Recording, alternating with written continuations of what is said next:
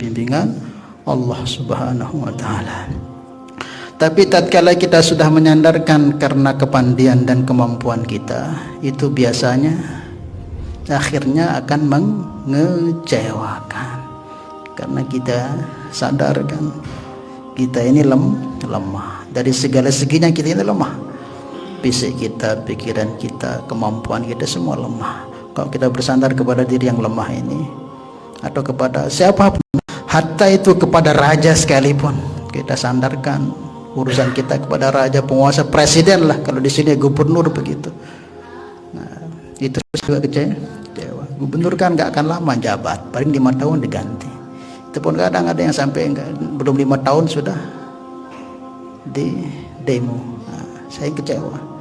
Maka supaya tidak kecewa, bersandarlah kepada zat yang semua itu bersandar kepadanya, yang dia sendiri tidak bersandar kepada makhluknya. Insyaallah ya. Maka kita diajarkan apa-apa itu bismillah terlebih dahulu. Itu cara awalnya untuk kita ini, cara awal untuk kita ini belajar menapikan diri kita ini dalam berbuat apa saja kita libatkan Allah. Itu awali apapun itu dengan bismillah, dengan menyebut nama Allah. Mau makan bismillah, mau minum bismillah, mau apa saja bismillah. Aku makan dengan menyebut nama Allah. Insyaallah ya. Dalam riwayat disebutkan kullu amrin dzibalin, dalam riwayat Bukhari, dalam riwayat Tirmizi sama Abu Daud disebutkan kullu amrin dzibalin la yubda'u bi bismillah fa waqta' au abtar. Setiap sesuatu kebaikan, Nabi sabdakan, yang tidak diawali dengan bismillah maka keberkahannya terputus, berkahnya itu hilang, barokahnya hilang. Ya, namanya kita orang muslim, yang paling kita cari di dunia ini yaitu barokah. Nah, karena sudah barokah itu perkara mesti akhirnya baik. Kalau sudah biasa bismillah awal, ya kita tingkatkan, jangan cuma bismillah toh. Nah, tapi ini kita usahakan mau apa saja awali bismillah, insya Allah selamat barokah itu. Tapi kalau sudah sering ya kita tingkatkan, maknanya itu kita tingkatkan, bukan sekedar bismillah toh kata para ulama. Nah, tapi ditingkatkan, maknanya ditingkatkan, dan yakini dalam hati ketika kita mau ngajar, mau berusaha, mau apa saja dengan anak istri kita, kawan kita, ucapkan bismillah pertama kali, tanamkan dalam hati bahwa aku ini nggak bisa tanpa Allah gitu. Jadi ditanamkan maknanya itu, bukan lafadznya saja. Kita minum bismillah, baca bismillah dalam hati kita, apa yang berikan kenyang, hilang haus bukanlah minum ini tapi Allah. Kok seterus itu kita buat nih dalam setiap tindak tanduk kita, dalam kita berhubungan dengan anak, istri, kawan, bismillah semua kita, insya Allah kita jadi wali sudah, ya. Jadi kekasih Allah. Paham ya? Nah, awali semua dengan bismillah, ditanamkan keyakinan bahwa saya tidak bisa buat apa-apa tanpa Allah. Saya bisa karena izin Allah Subhanahu wa ta'ala. Nah, bismillah ini juga termasuk banyak utamaannya, yang sering disampaikan oleh para guru kita gitu. Bagaimana Nabi Allah Sulaiman yang diberikan oleh Allah bisa menaklukkan satu kerajaan dengan hanya modal bismillah. Innahu min Sulaiman wa innahu bismillahirrahmanirrahim. Karena yang menulis, yang mengirim ini orang yang kekasih Allah. Baru dibaca saja sama raja itu, perempuan itu siapa namanya, Balkis itu, langsung gemetaran. Wah, ini bukan surat sembahyang walaupun pendek, beda dengan kita lebih surat panjang, tapi orang takut-takut malah berani. Ini baru dibaca innahu min Sulaiman wa innahu bismillahirrahmanirrahim, langsung gemetaran, khawatir, takut, langsung Balkis itu. Begitu juga Nabi Allah Nuh alaihissalam, dengan bismillah Allah selamatkan dari banjir yang begitu besar. Itu banjir zaman Nabi ini itu bukan banjir kecil, disebutkan itu sampai seluruh dunia ini banjir. Tempat kita juga banjir, bukan di tempat seluruh dunia itu banjir. Maka Nabi Nuh itu disebut sebagai Abul Bashar Tsani, bapak manusia yang nomor 2, karena yang hidup selamat di masa itu hanya keturunan Nabi Nuh dan orang-orang yang ikut Nabi Nuh. Maka sekarang ini binatang, kuda, sapi sampai sekarang ini semua itu adalah anak turun binatang-binatang yang selamat, yang naik di atas kapalnya Nabi. Kan ketika mau banjir itu Nabi Nuh perintahkan semua pengikutnya yang beriman naik, dan binatang sepasang. Maknanya apa? Semua yang nggak naik itu hancur dan selamat, karena banjir itu mendunia. Nah, itu selamatnya, di antara sebabnya membaca bismillah juga. Apa ayatnya itu? Mana para ustadznya? Bismillahirrahmanirrahim wa mursaha inna rabbi laghafurur rahim. Jadi seperti itu. Dan banyak lagi keutamaan bismillah yang perlu kita amalkan. Minta amalannya sama para guru-guru kita, ulama-ulama kita. Dia punya rahasia itu bismillah, punya keutamaan. Kenapa? Dalam bismillah ini menyimpan seluruh apa-apa rahasia-rahasia inti yang ada di dalam Al-Quran. Dulu kayaknya pernah yang jelaskan itu di keutamaan bismillah itu, sebagian yang pernah tahu mungkin pernah dengar. Allah menurunkan berapa kitab? Berapa kitab Allah turunkan? Ada 104 kitab. 104 kitab terbagi yang diberikan kepada berapa nabi? Ada yang pertama kitab Taurat diberikan kepada siapa? Nabi Daud. Kemudian Injil diberikan kepada Nabi Isa. Nah, Nabi Isa juga diberi tambahan lembaran-lembaran namanya suhuf pada berapa? 30 suhuf. Kemudian Nabi Isa apa namanya?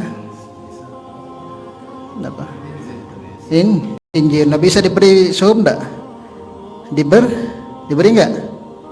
Nabi Isa diberi enggak? Diberi atau enggak? Enggak diberi. Kemudian Al-Quran kepada Nabi Muhammad 4 tambah 30 berarti 34. Kemudian 50 suhuf diberikan kepada Nabi Ibrahim, jadinya menjadi 70 berapa jadinya?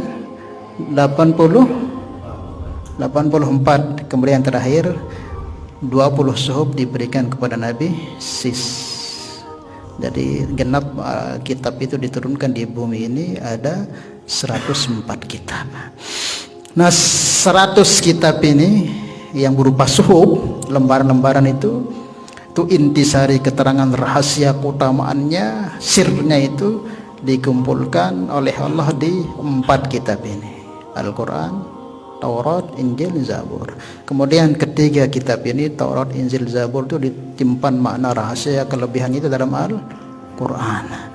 Nah, seluruh Al-Quran ini ke-30 juz ini tersimpan rahasia keutamaannya di dalam surah Al-Fatihah. Dan seluruh surah Al-Fatihah ini rahasia keutamaannya tersimpan di dalam basmalah, bismillah itu.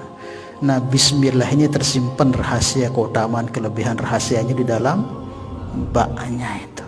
Nah, ba-nya tersimpan di dalam titiknya itu. Yang disebut oleh para ulama, wabihi kana ma kana wabihi yakunu ma yakunu. Dengan titik inilah tercipta apa yang telah tercipta yang selepas kita ke sana itu, ke belakang kita itu, awal penciptaan, dan yang akan terjadi sampai tidak ada batas akhirnya itu. Semua rahasianya, beritanya ada di dalam titik ba itu. Maka orang kok punya, diberi oleh Allah Subhanahu wa taala rahasia daripada basmalah ini, maka semua rahasia alam semesta akan diberi oleh Allah. Maka enggak heran Orang kalau dapat rahasia bismillah ini, apa keinginan itu tercapai, apa dia mau dicapai, diberikan oleh Allah Subhanahu wa Ta'ala. Kita dulu pernah yang sampaikan, ini kita ulang-ulang aja kisahnya, nanti kita lanjutkan ke ini, ke pembahasan. Dulu ada seorang ulama namanya Syekh Qutbuddin Al-Yamani. Ini supaya kita ini menyelesaikan masalah itu dengan amalan gitu, bukan dengan pikiran, dengan dunia kita, bukan. Syekh Qutbuddin Al-Yamani, beliau ini seorang ulama dari Yaman, punya murid banyak. Satu ketika beliau berangkat untuk pergi berdakwah, sampaikan agama ke suatu daerah. Tetapi tatkala sampai ke pinggiran sungai atau laut, di saat itu air deras, banjir, atau di sungai tiba-tiba sungai itu banjir besar sehingga tidak ada satupun perahu yang ada di sana, semua terbawa.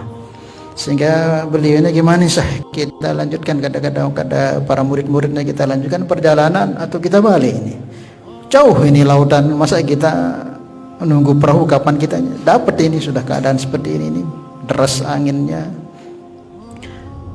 Ya tetap kita akan berangkat. Terus bagaimana caranya? Ini kalian semua kumpulkan dulu, semuanya dikumpulkan itu ribuan santrinya itu. Kalian ucapkan apa yang saya ucapkan. Nanti kalau kalian ucapkan, kita sama-sama ucapkan, kita pakai perahu. Kita akan berjalan di atas air ini, kita akan berjalan di atas air. Maka muridnya katakan salah satu, apa yang kita baca Syekh, katanya. Oh ya, kamu baca apa yang saya baca, jangan baca yang lain. Ya, maka apa katanya? Bismillah Syekh Qutbuddin Al-Yamani, kata beliau, dengan menyebut nama Syekh Qutbuddin Al-Yamani gitu. Santrinya ini bingung kok.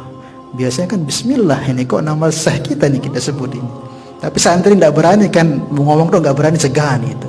Segan sama gurunya. Ya sudah, namanya santri kan sifatnya sami'na wa ta'na. Sebenarnya itu banyak bertanya-tanya, masa kok kita sebut nama Syekh kita ini. Sudah kalian baca, ayo. Pertama gurunya berjalan di air. Satu dua ngikut berjalan semua, dari air berjalan semua. Dia ada sih tanpa basah kakinya, berjalan. Di tengah air itu ada santri-santrinya ini yang agak nyeleneh, masih terpikir, kenapa kok kita disuruh baca ini kok? Tapi anehnya kok kita bisa jalan, tapi kenapa gak bismillah? Nyobaan ini bahasa Indonesia apa? Ngetes, bukan ngetes. Kalau ngetes itu sebelum. Ini sudah dia coba. Ya, saya mau ikut Rasulullah, tidak mau ikut guru kayak begini modelnya. Kok dengan nama dia? Akhirnya di tengah laut itu, di tengah sungai itu dia baca Bismillahirrahmanirrahim, kecemplung, dia tenggelam. Tenggelam dia itu orang. Ya, ribut semua yang lihat, ribut. Kenapa kata gurunya, ini ada yang tenggelam. Kok bisa tenggelam itu kenapa?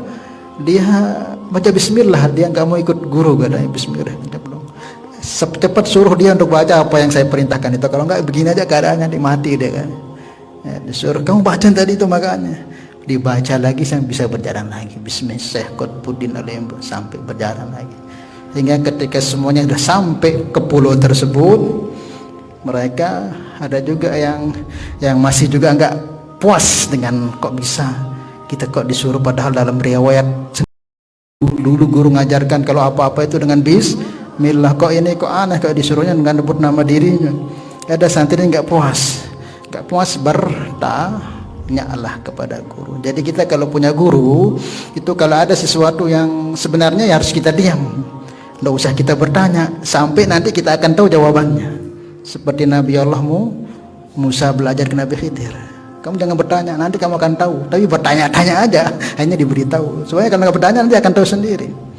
Tetapi kalau memang tetap dalam hati kita itu kok berat ini, supaya kita nggak suuzon dengan guru, bertanya, guru kok kenapa itu, bertanya boleh. Seperti Nabi Allah Ibrahim alaihissalam bertanya kepada Allah, karena bukan karena Nabi Ibrahim ini tidak yakin dengan Allah. Tatkala Nabi Ibrahim bertanya, Rabbi arini kaifa tuhyil mauta, ya Allah lihatkan coba kepadaku bagaimana kau menghidupkan yang mati. Maka Allah tegur, hey Ibrahim, apa kamu gak yakin dengan aku ini Tuhan yang mampu begitu? Apa jawabannya?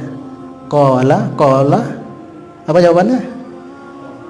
Qala bala walakin bukan aku nggak yakin Allah, aku tetap yakin kau ini Tuhan, supaya lebih mantap lagi hatiku. Jadi gitu juga kalau kita berguru itu, kalau kadang ini kalau saya tidak tanya ini tetap nanti timbul suzon, tanyalah ke guru itu lebih bagus supaya tetap kita punya hati itu tidak ada menyimpan hal-hal yang tidak baik, dan tanyakan. Nah, murid ini bertanya lah, ada satu murid bertanya, ya Syekh, saya nggak bisa tahan ini tentang apa yang di hati saya ini, saya mau tanyakan. Apa yang kamu tanyakan? Tadi itu kan Syekh, kan biasanya Syekh dulu mengajarkan hadis kita itu, kalau apa-apa perkara kebaikan apapun itu awali dengan bismillah. Tapi kok tadi itu kok lain yang diarahkan sama Syekh dengan menyebut nama Syekh. Jadi kan sedikit kayak bertentangan, tapi yang saya pikirkan, kok kita bisa berjalan di air itu yang saya herankan. Oh katanya, oh itu yang kamu tanyakan ya. Aku ini, kata beliau, aku ini sudah dapat rahasia daripada bismillah itu. Aku sudah mendapatkan rahasia sir daripada bismillah itu. Nah kamu ini belum. Maka walaupun kalian wirid bismillah 1000 kali di laut tetap akan tenggelam. Tapi aku ini telah diberi oleh Allah rahasia bismillah.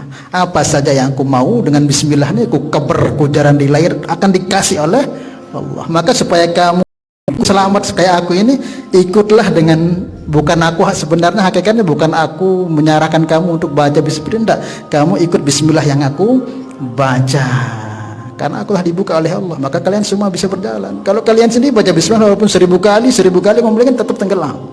Nah ini diantara contoh orang yang telah dibukakan oleh Allah rahasia bismillah. Wabihi kana ma kana, wabihi yakunu ma yakunu. Kemudian ini sedikit kita lanjutkan. Nah ciri-ciri orang yang dia itu dalam segala urusan itu dia menghadap